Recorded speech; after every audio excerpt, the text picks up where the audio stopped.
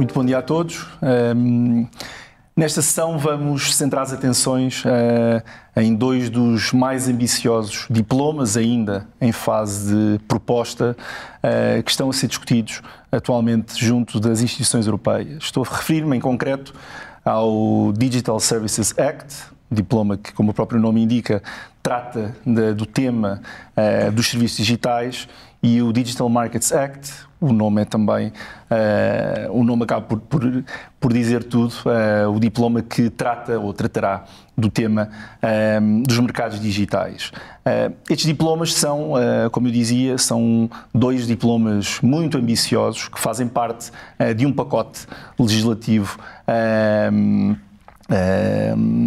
da União Europeia em matéria de digital. Olhando para estes diplomas, temos que enquadrá-los e, no fundo, perceber que a agenda digital da União Europeia inclui não apenas estes dois diplomas, inclui um diploma que, por exemplo, sobre a privacidade nas comunicações eletrónicas, inclui um diploma, até muito recente, sobre a inteligência artificial, tudo ainda em propostas de regulamento para discussão nas instituições europeias e que seguirão todos eles o normal processo legislativo. Existem outros diplomas que, no fundo, fazem parte desta agenda digital. A nossa ideia aqui é discutirmos um pouco mais em detalhe os dois primeiros diplomas que indiquei e, sem mais demoras, passava à apresentação dos ilustres convidados que temos. Em primeiro lugar, Marta Moreira Dias, é vogal do Conselho Diretivo do .pt, a entidade que faz a gestão e a manutenção do CCTLD relativo a Portugal, o .pt, é jurista, tal como o Ricardo Castanheira, que é conselheiro coordenador nas áreas de telecoms e digital na REPER, na representação de Portugal junto da União Europeia. São os dois juristas, o que facilita muito a conversa nestes temas, dominam os dois profundamente estes temas, o que ainda facilita mais a conversa que vamos ter. Eu diria que, para colocar e começar esta nossa conversa e para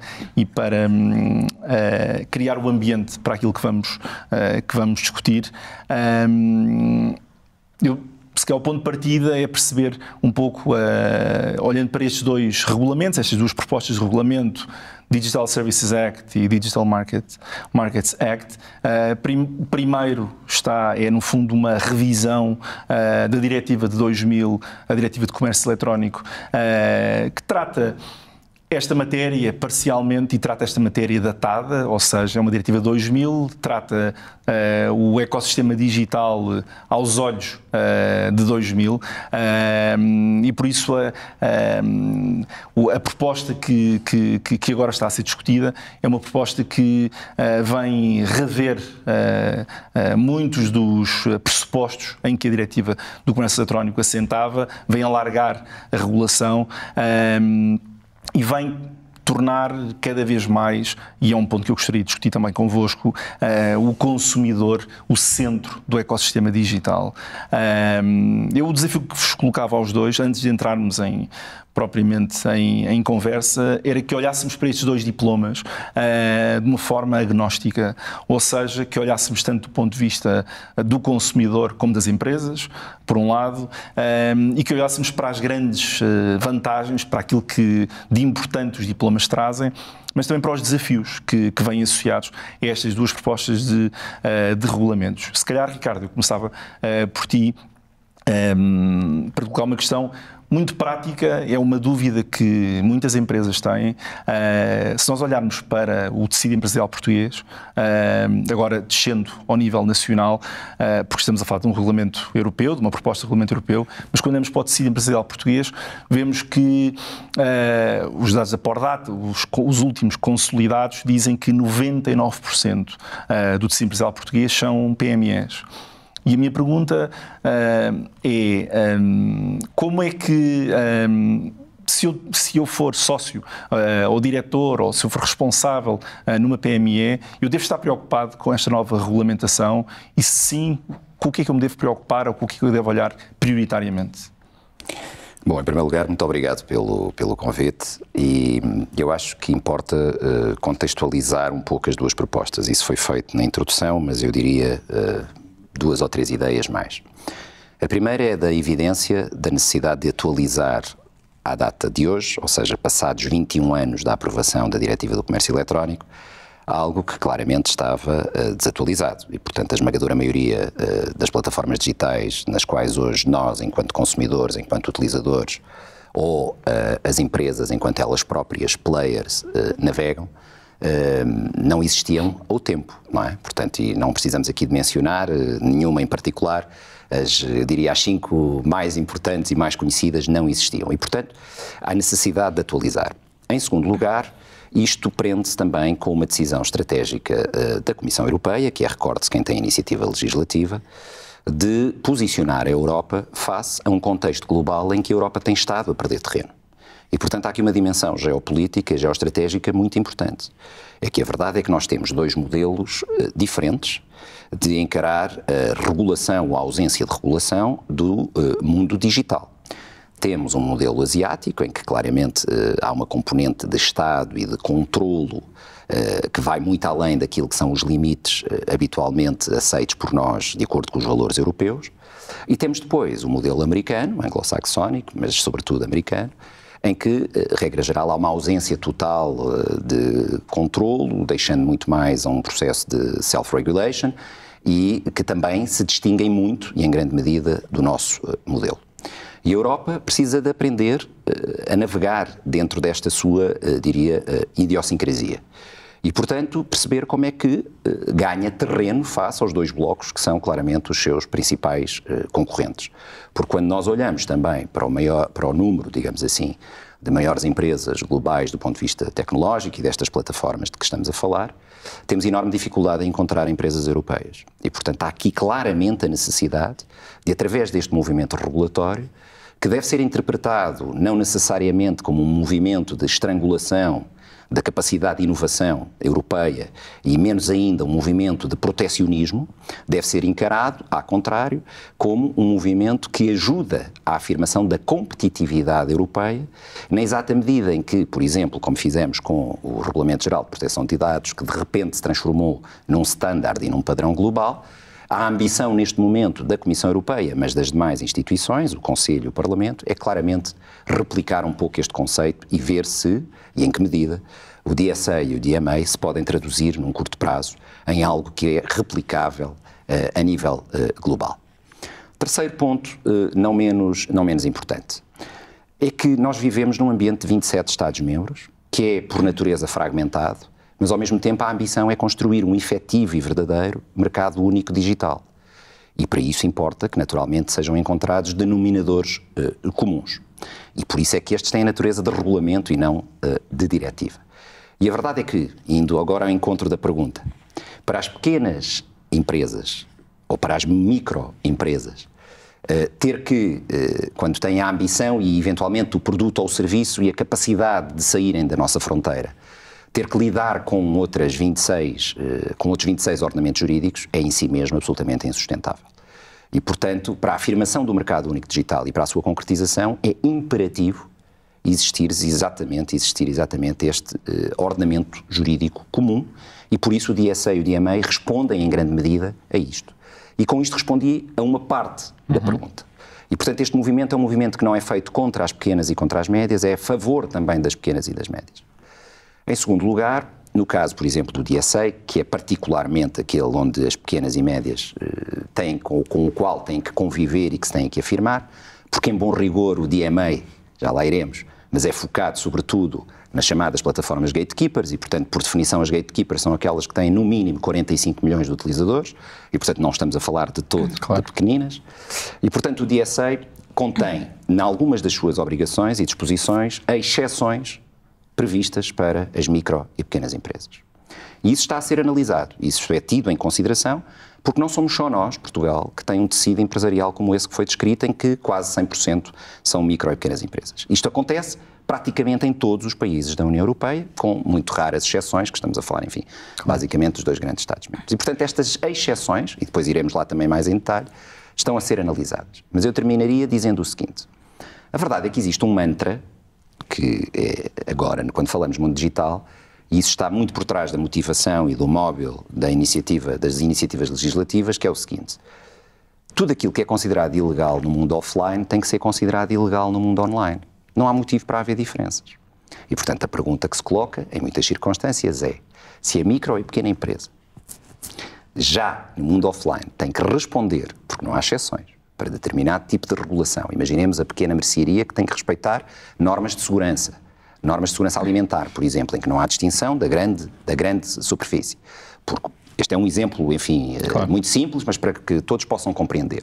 Porque o motivo é que essa distinção deve ser feita no mundo digital. Porque o motivo é que se devem para determinado tipo de obrigações que visam, porque o primeiro objetivo é gerir e moderar conteúdos ilegais no ambiente digital, é sobretudo isto. Porque é que as micro e pequenas têm que ficar isentas ou excluídas deste tipo de determinadas obrigações? Portanto, esta é uma discussão que está em cima da mesa, que temos que ser muito prudentes, mas que não há para ela resposta evidente, nem de um lado, nem do outro.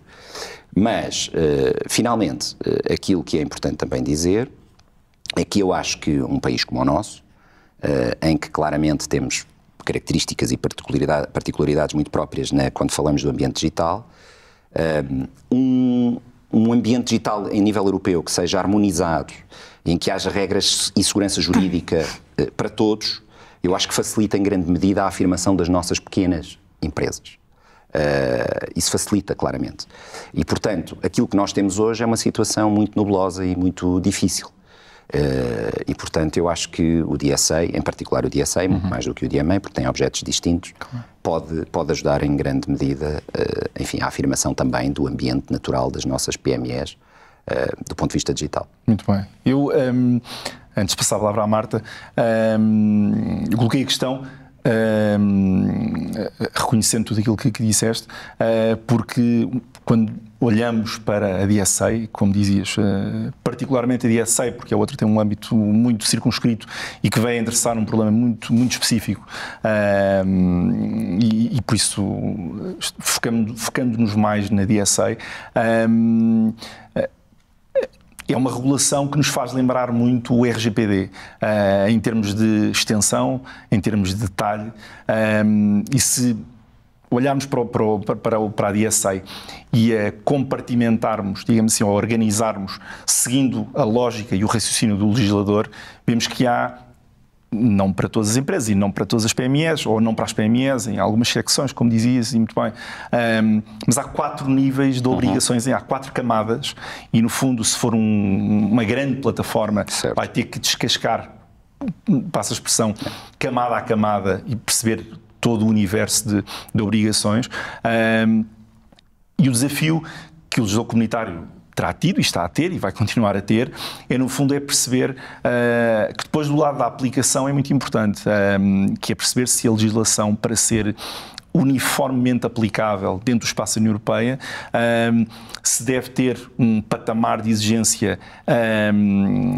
muito elevado, porque depois o universo de entidades que fica sujeito ao âmbito de aplicação do diploma é muito alargado e por isso o grau de exigência deve ser mais acima ou um pouco mais abaixo, quando depois ao nível, e é um ponto que eu queria falar um pouco mais à frente, que é o RGPD, mostrou uma coisa muito claramente, que é não basta ter um regulamento para uniformizar a aplicação de um regime ao longo de todo o espaço da União Europeia. Depois é preciso que o enforcement, ou seja, a aplicação do regulamento, seja também ela, aplicação uniforme.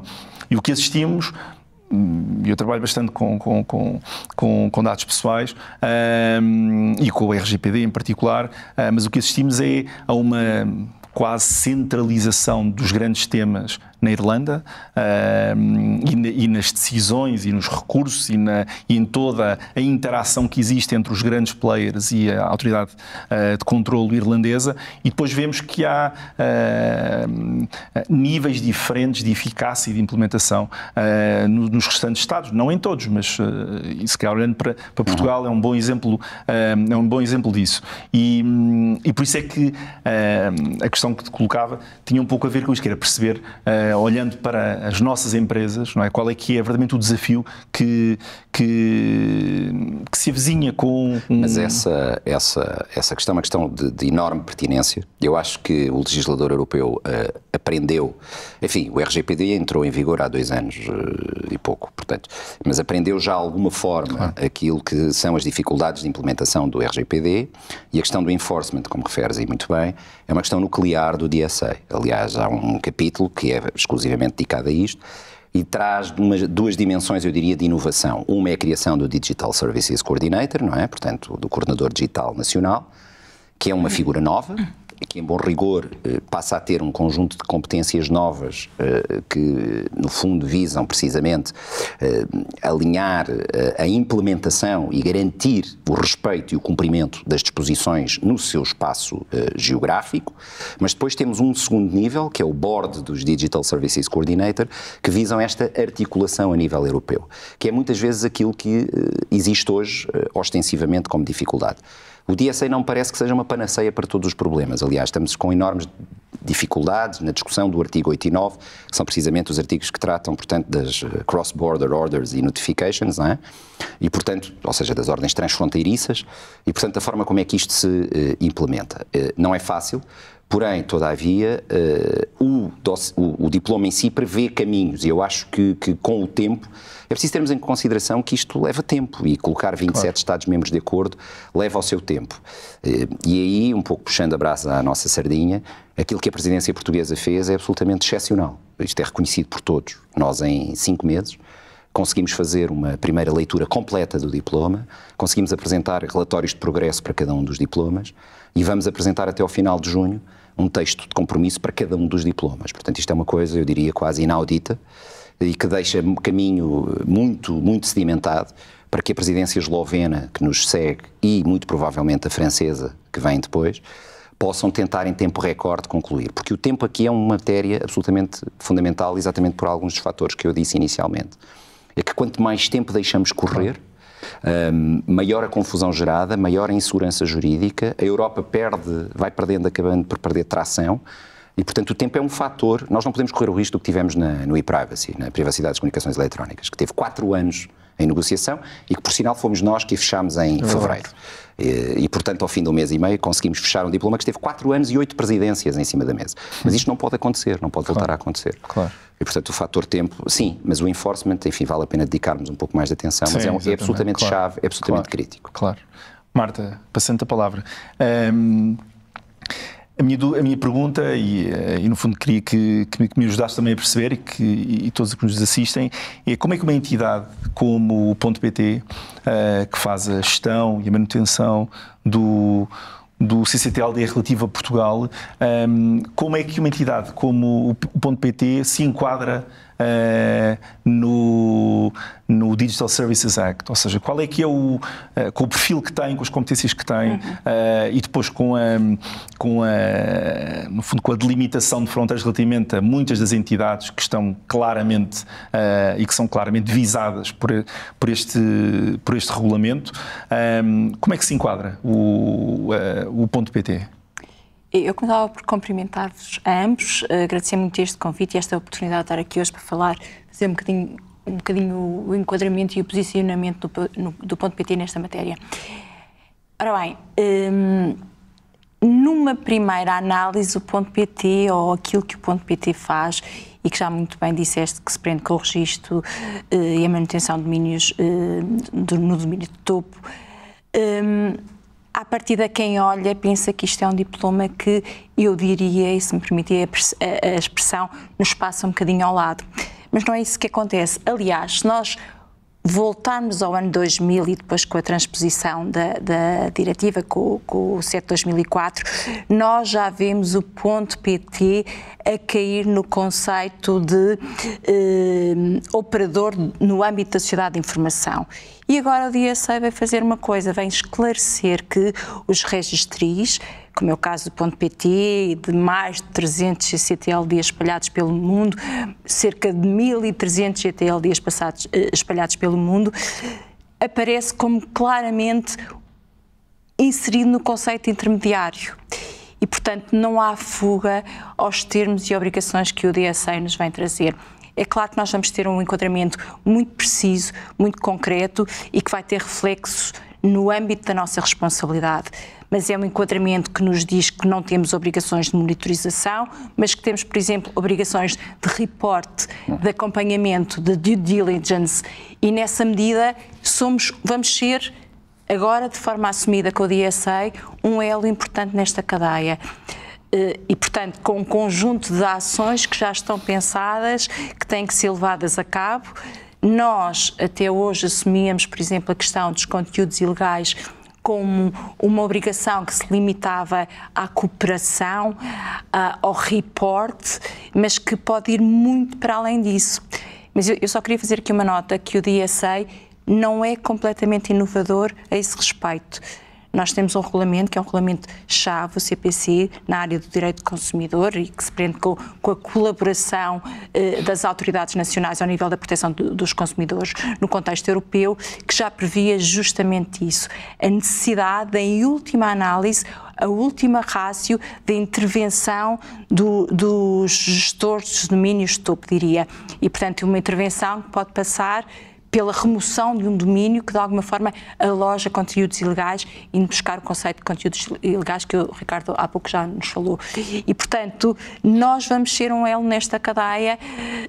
Acabámos um bocadinho por ter alguma surpresa pelo facto de ter ficado tão formalizado e de não conseguirmos escapar, entre aspas, a este procedimento, a este modelo que está a ser criado, mas também estamos aqui para colaborar e para fazer o que decorra das imposições deste novo quadro comunitário, com certeza que sim. E diz uma coisa, aquilo que disseste há pouco é interessante porque diz que o conjunto de obrigações que assumiam no âmbito da diretiva e no âmbito depois de outra regulamentação que é também aplicável, que já era, colocava o ponto PT numa área onde agora com a DSA vai obrigar a um esforço maior ao ponto PT. E a minha pergunta é que ferramentas é que, se calhar colocando a questão ao contrário, o ponto PT dispõe de todas as ferramentas que precisa dispor para poder responder às exigências da DSA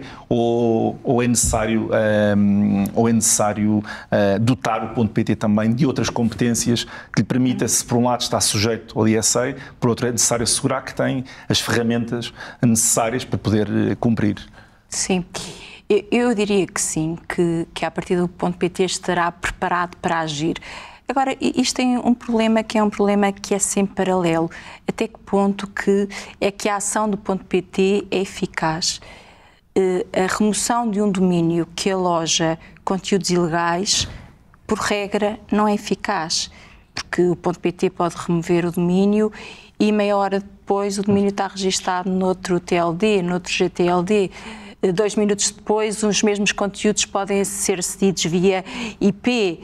E, portanto, a eficácia prática de uma ação do ponto PT a este nível é muito limitada. Eu já diria que a eficácia da nossa colaboração, essa sim não é limitada, porque nós temos e gerimos um asset fundamental, que é a nossa base de dados WIS. A nossa base de dados WIS tem a identificação dos titulares dos domínios e dos contactos que alvitram à volta do registro do domínio, um contacto administrativo, um contacto técnico, e, portanto, essas são as pessoas-chave onde, num processo de investigação, por exemplo, se quer chegar. Quer saber quem é que introduziu os conteúdos, quem é responsável pela plataforma, quem maneja o servidor onde está alojado o site, e aí o ponto PT tem essa resposta. E, portanto, o que eu quero dizer com isto é que, não obstante a menor eficácia da nossa reação já no final da cadeia, no princípio da cadeia nós somos fundamentais, porque somos nós que vamos dar a primeira resposta. A quem deve ser contatado e a quem é que se deve chegar para, numa primeira instância, resolver esta questão. E, portanto, aí o nosso papel parece-me ser determinante, e o facto disso ter passado para o papel e a formalização dessa competência, dessa valia dos registros é fundamental e veio, de alguma forma, solidificar alguns princípios que nós temos defendido ao longo dos anos, de qual é o nosso papel aqui a este nível e sobretudo na questão da gestão dos conteúdos ilegais online. Isto que a Marta, eu não posso perder esta oportunidade, porque isto que a Marta diz é da maior importância. Sobretudo é da maior importância porque a proposta no seu artigo 22 introduz um princípio novo no domínio digital que não é novo do sistema financeiro, que é o do Know Your Business Customer Principle, não é? Conheça o seu cliente. Só que a particularidade do artigo 22 é de que ela se aplica por hora, portanto na versão original, aos marketplaces apenas. E portanto há eu diria, uma tendência daquilo que resultou da discussão destes últimos 5, 6 meses, grande em perceber que muitos Estados-membros querem alargar o escopo de aplicação da proposta. E alargar o escopo da aplicação da proposta pode ir, inclusive, aos hosting providers e chegar, inclusive, aos pontos PTs.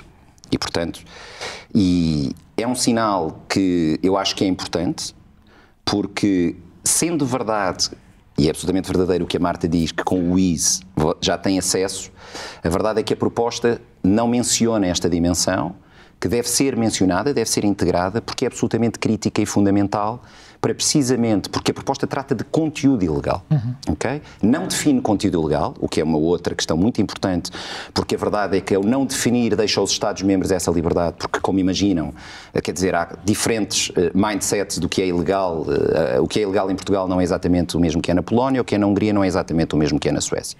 E portanto deixa aos Estados-membros isso, mas uma vez mais, do ponto de vista da eficácia, porque é disto que se trata, em último rigor, podemos ter o melhor regulamento do mundo, mas se ele não for execuível, se não for enforceable, não existe. Isto conduz a um outro ponto que a Marta referiu, que é a proposta. Reparem, porque esta é uma proposta que está em mutação, ela vai necessariamente sofrer mudanças, apesar de ser uma boa proposta inicial. Ela foi muito bem acolhida, resultou de 2 anos de profunda avaliação de impacto, muito bem feita, e portanto, só que não é perfeita, como todas as obras humanas não o são. E portanto, qual é a questão aqui importante? É esta. A proposta não prevê stay-down mechanism, portanto não prevê notice and action, e take-down, portanto retirada, mas não prevê uma retirada permanente dos conteúdos. E portanto, por isso é que o envolvimento dos pontos PTs é absolutamente fundamental, porque nós podemos retirá-la do marketplace, mas ela aparece noutro marketplace ou no mesmo com outro nome. Exato. E, portanto, isto não é eficaz. E, portanto, temos aqui uma grande discussão em torno, precisamente, de como se deve ou não implementar mecanismos de stay-down. Só que isto depois está profundamente intrincado com uma outra discussão, que é uma discussão muito mais complexa e difícil. É que, em regra, o stay-down implica processos de monitoramento. Ora, um dos princípios fundamentais da Diretiva do Comércio Eletrónico é a proibição do monitoramento geral. E, portanto, como é que nós conseguimos, no fundo, aqui fazer a quadratura do círculo, que é respeitar um princípio basilar, mas, ao mesmo tempo, perceber que a norma tem que ser efetiva. E, portanto, esta discussão é uma discussão que não é fácil. Se acrescentarmos a isto uma discussão em torno de um outro princípio fundamental da proposta da diretiva, que é o princípio do país de origem, que aqui também temos uma tendência a que haja uma, eu não diria, ninguém quer equacionar o princípio do país de origem, mas uma introdução de uma dimensão do país de destino muito mais forte na proposta. Porque a verdade é que, tal como estamos hoje em dia, e por isso é que no caso do RGPD, e aqui aplicar-se ao mesmo, a Irlanda e as autoridades irlandesas iam ter naturalmente muito mais trabalho do que as portuguesas ou do que as espanholas. Naturalmente o mesmo se aplica às luxemburguesas e às holandesas, e nós sabemos as razões pelas quais os estabelecimentos comerciais estão lá sediados. E portanto aqui a questão é perceber como é que se consegue claramente dar uma possibilidade às autoridades nacionais onde se efetiva a concretização do serviço ou a compra e venda do bem, onde está o consumidor final, tem que passar a ter um outro papel, porque não basta poderem notificar para retirar ou usar depois os Digital Services Coordinators apenas para informar, mas não podem fazer mais do que informar, porque a seguir, para ser efetivo, tem que ser a própria autoridade nacional.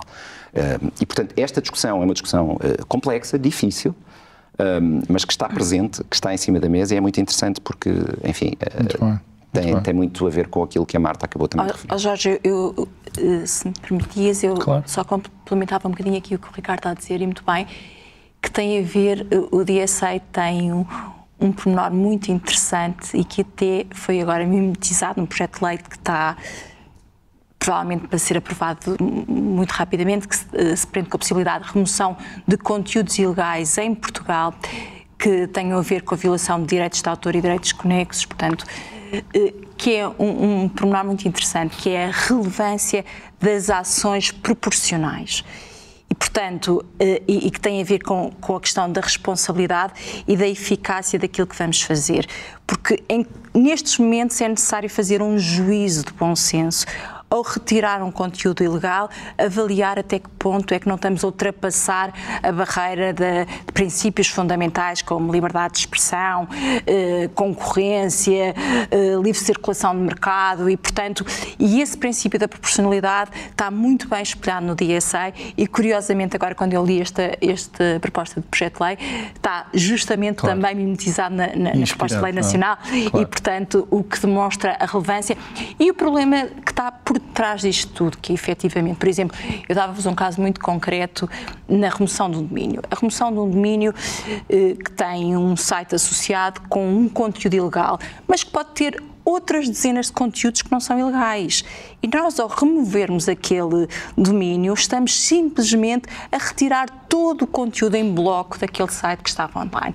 E, portanto, até que ponto é que esta ação é legítima e temos que fazer aqui uma valoração e uma proporcionalidade em termos de impacto de uma ação a este nível e, portanto, temos que andar aqui todos com um bocadinho com pezinhos de lã, se me permite a expressão, porque é a forma de lidar com isto, porque não é branco ou preto, claramente. E sem querer ser subversivo e tomar conta da posição do moderador, que não quer, mas a Marta, enfim, eu acho que isto é um bocadinho como as cerejas e as conversas vão fluindo. A Marta fez menção a um projeto de diploma aqui em Portugal e esse projeto de diploma, portanto, na vertente de direitos de autor e direitos conexos, é exatamente o projeto que resulta da transposição da Diretiva Europeia dos Direitos de Autor no mercado único digital.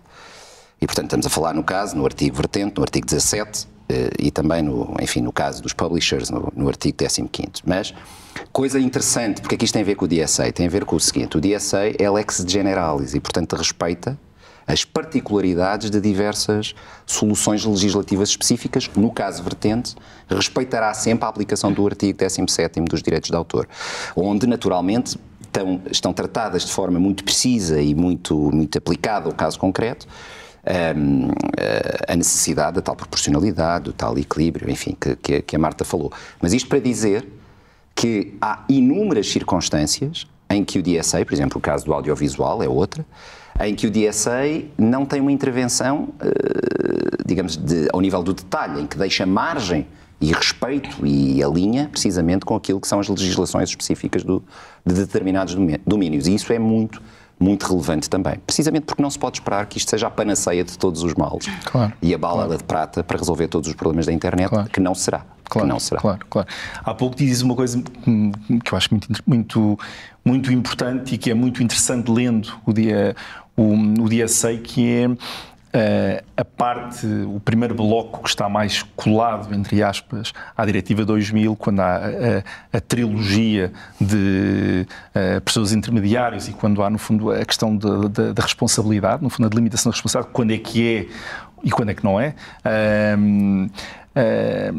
Naturalmente que, ou seja, é quase cruzando aquilo que disseram. Se nós olhamos para o DSA na lógica das obrigações que são impostas relativamente a um conjunto de empresas, maiores, menores, depois é uma geometria variável em função de quem está em causa, depois pomos no outro lado da balança o consumidor. E a minha dúvida e a questão que eu gostava de discutir convosco é, quando falamos em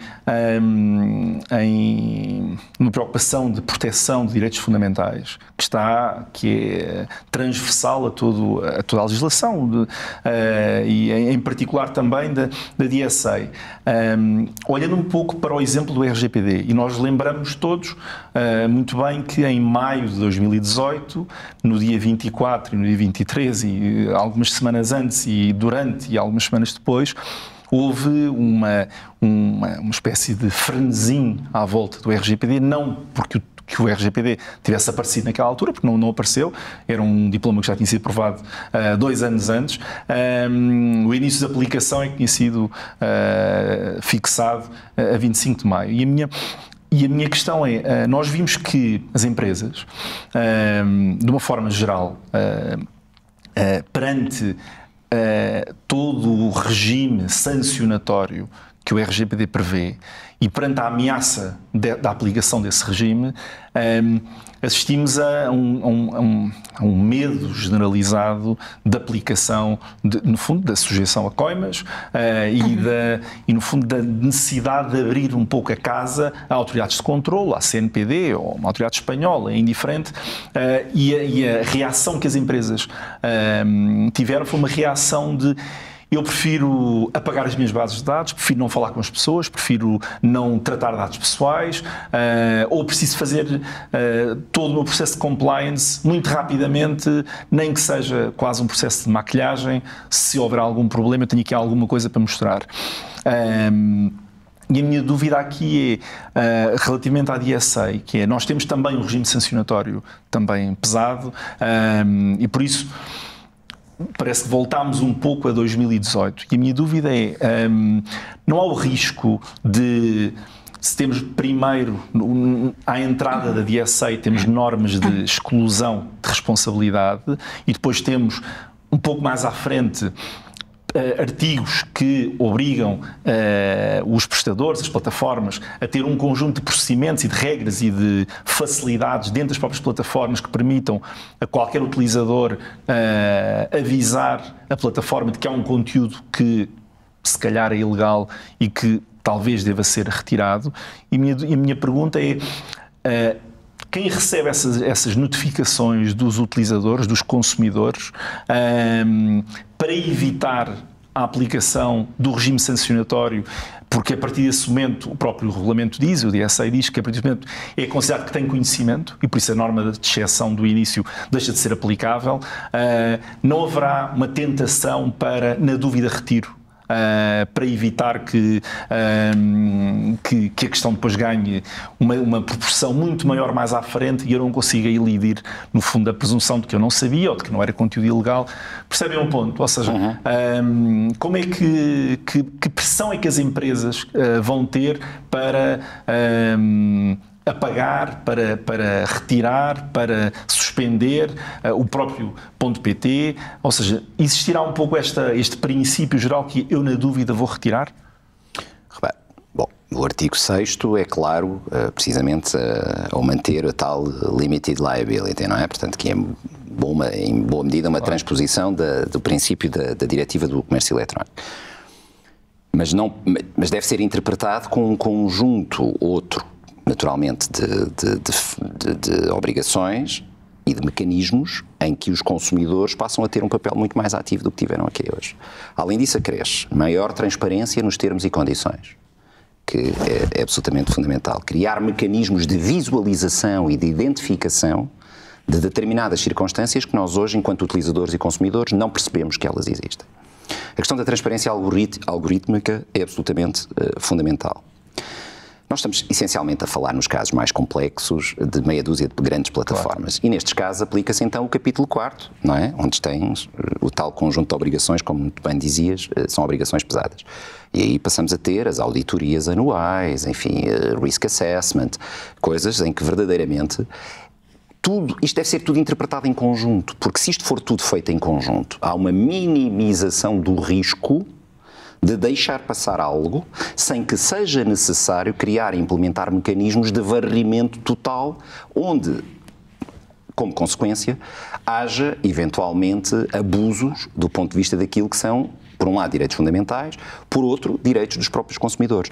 Mas a proposta também prevê um conjunto de sistemas de redress mechanisms, não é? Portanto, de sistemas de reclamação dos próprios consumidores para se entenderem que os seus conteúdos, enfim, foram abusivamente retirados.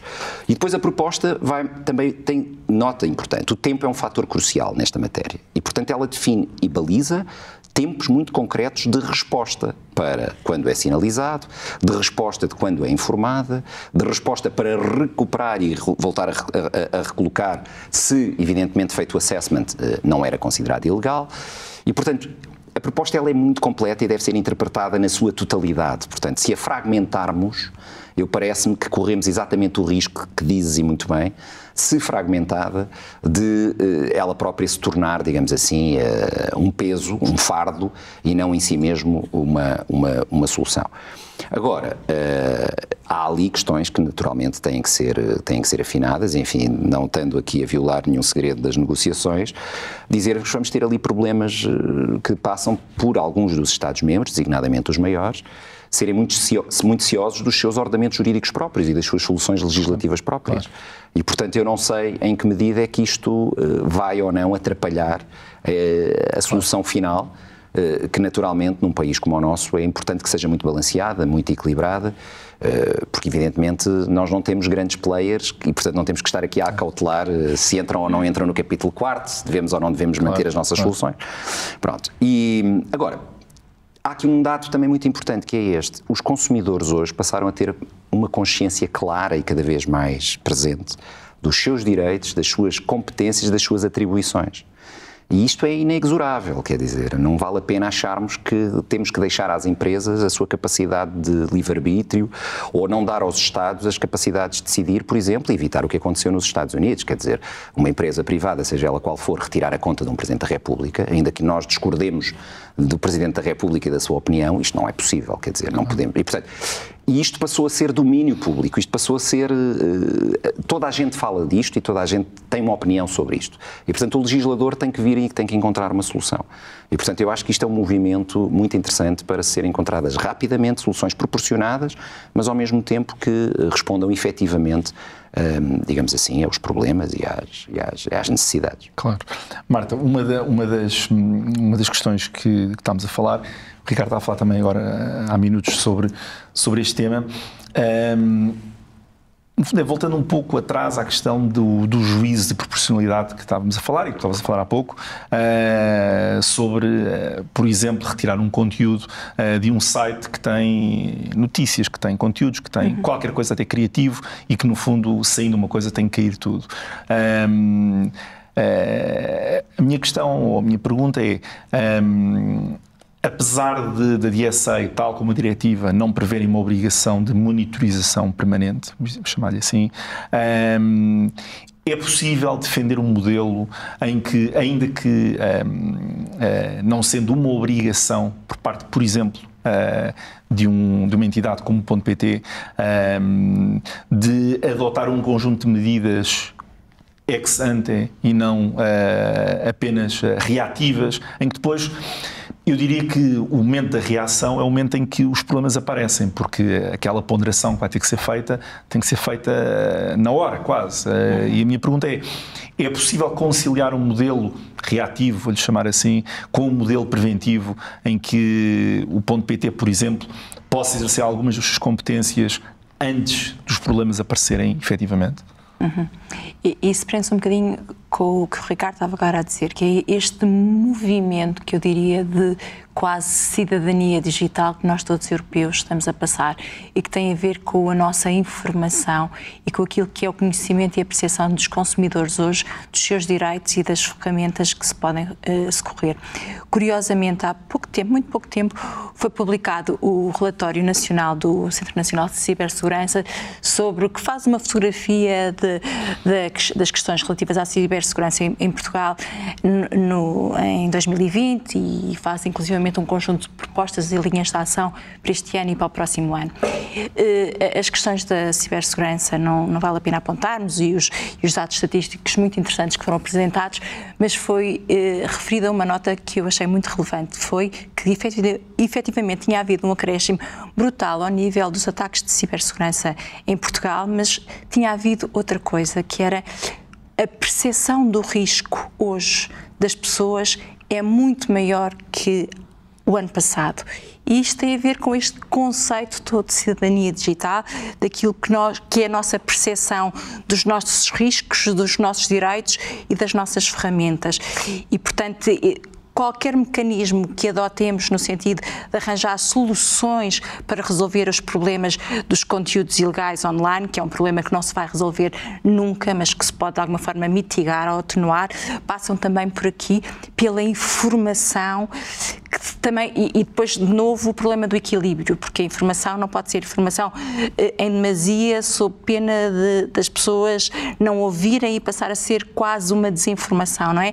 E portanto eu diria que todas as formas de atuação a priori passariam pela informação, pelo awareness, pela sensibilização. Nós hoje já temos mecanismos muito interessantes, também já se falou aqui hoje disso, de mecanismos de soft law, chamados mecanismos de soft law, e que têm a ver com códigos de conduta, modelos de autorregulação, de boas práticas na utilização de um site, boas práticas na utilização de uma rede social, boas práticas de segurança. São modelos que saem diariamente e que têm toda a credibilidade, emitidos pelo Centro Nacional de Cibersegurança, pelo IGAC, pela Direção-Geral do Consumidor, e acho que toda esta informação que sai, que sensibiliza e que ajuda as pessoas a terem um bocadinho da percepção daquilo que são os problemas e aquilo a que devem estar atentos, é fundamental para nós atacarmos, diria, o problema à partida. Porque para nós, .pt, é muito mais fácil que o problema seja atacado à partida do que depois virem até nós e pedirem para nós removermos um domínio. Há aqui eu diria, uma pedra de toque onde o .pt pode intervir também. É que nós, como também já foi aqui dito hoje, fazemos o registro dos nomes de domínio. E ao fazer o registro do nome de domínio, nós fazemos uma avaliação da conformidade do nome que é solicitado com um conjunto de regras e princípios que estão nos nossos termos e condições. E muitas vezes é fácil percepcionar onde é que aquele nome de domínio nos pode levar. Eu digo isto, por exemplo, em casos muito concretos de violação de direitos de propriedade industrial, marcas em concreto, contrafação. É muito fácil perceber quando há uma marca que é trazida para um nome do domínio e depois é editada a palavra, por exemplo, outlet, ou a marca e os melhores preços. Nós aí conseguimos logo ter a percepção. Indícios, não é? Sim, é um indício do que pode vir aí a seguir. E, portanto, aí também entramos numa análise a priori, onde nós podemos intervir logo, não deixando depois que esse site fique online e que, de alguma forma, disponibilize informação que é subsumível no conceito de conteúdos ilegais. Portanto, também eu diria que aí podemos cair no conceito de o que é que pode ser feito como medida preventiva, complementarmente às medidas reativas, claro, obviamente. Claro. Eu queria colocar-vos uma última pergunta, voltando um pouco a um tema de que falámos logo no início, que tem a ver com o enforcement. Ricardo, eu começava por ti.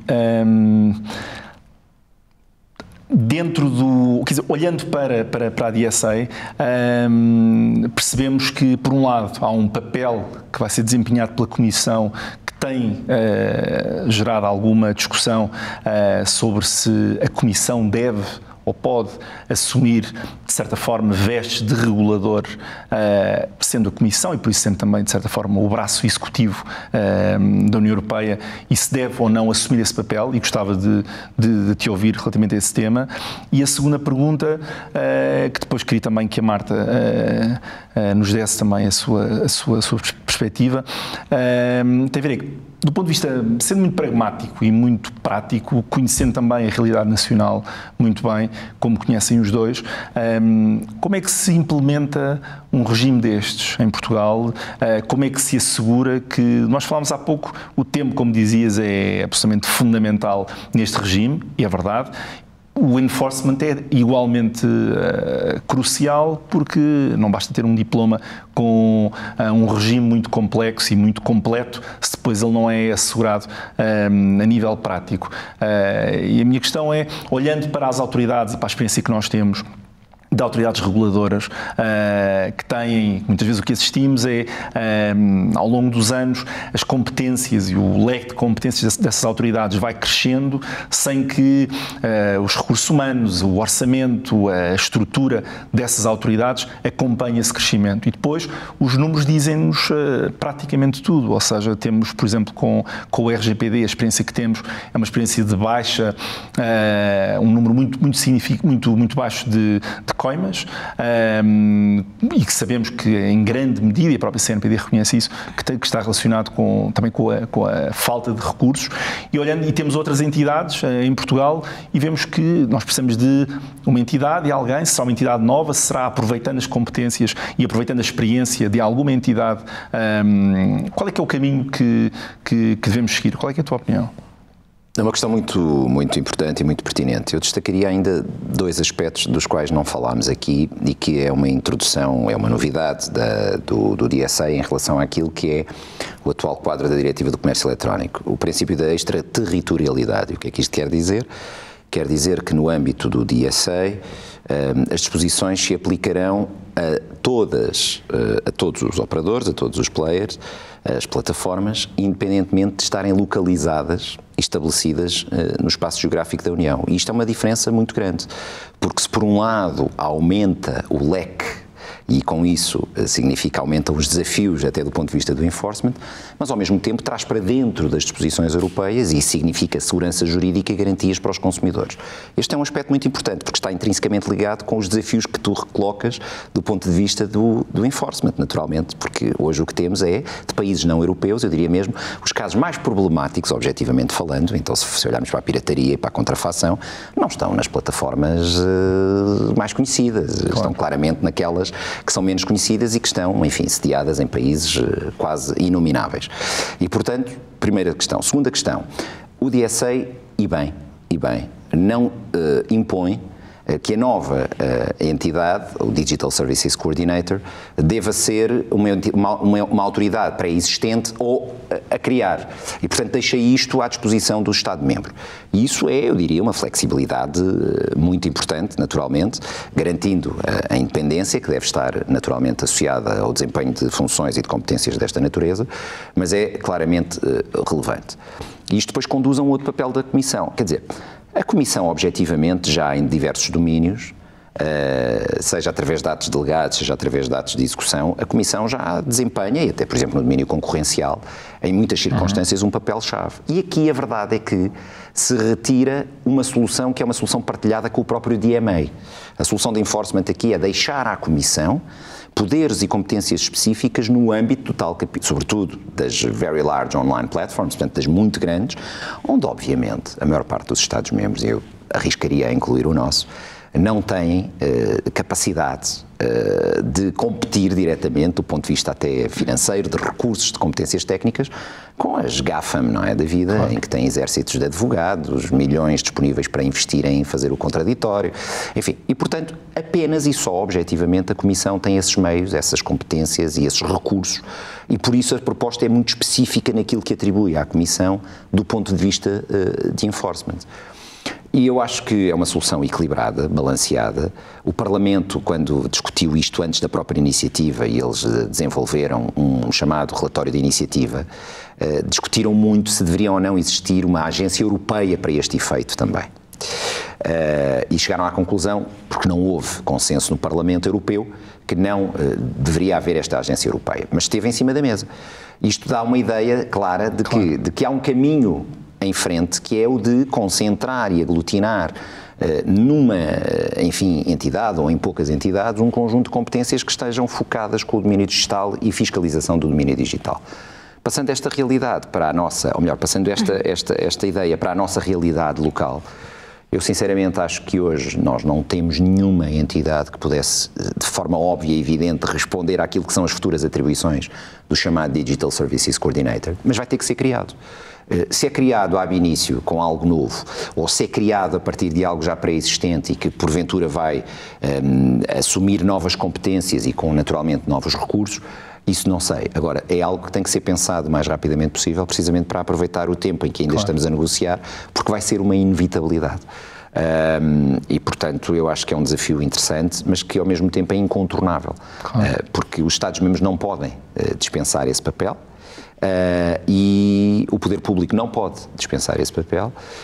Agora, é evidente que há aqui overlaps, é evidente que há aqui tensões, é evidente que há aqui espaços em que muitas vezes as autoridades são ciosas do seu poder. Exato. É um debate a ver, vai ser um debate, eu diria, enfim, não tanto sobre as disposições em si mesmo, mas muito mais sobre a política que está associada a essas tensões. Claro. Marta, como é que vês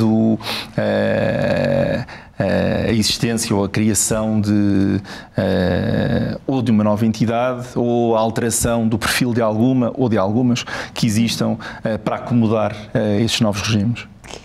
Eu fico particularmente curiosa com a solução que aí venha.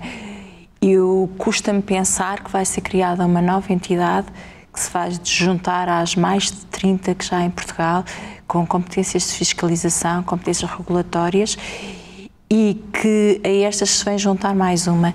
Tenho alguma reticência relativamente a esta opção, mas vamos acreditar que, ao consolidar-se uma opção neste sentido, vai ser a melhor, e eu estou crendo que sim.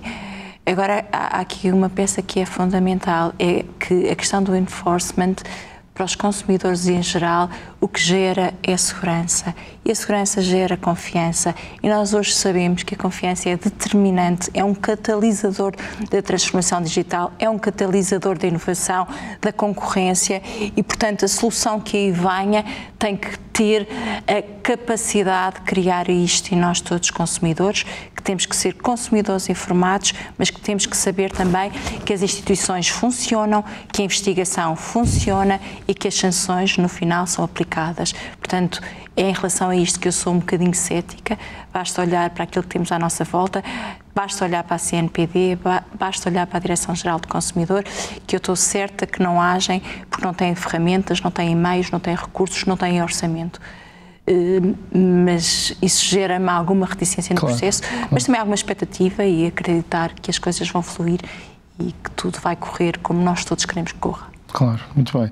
Quer dizer, eu diria que em jeito de remate final há várias conclusões que nós podemos retirar da nossa conversa. Uma delas, não sei se é mais importante, mas uma delas é de que seguramente que muita coisa ainda vai alterar e vai ser alterada nestas duas propostas.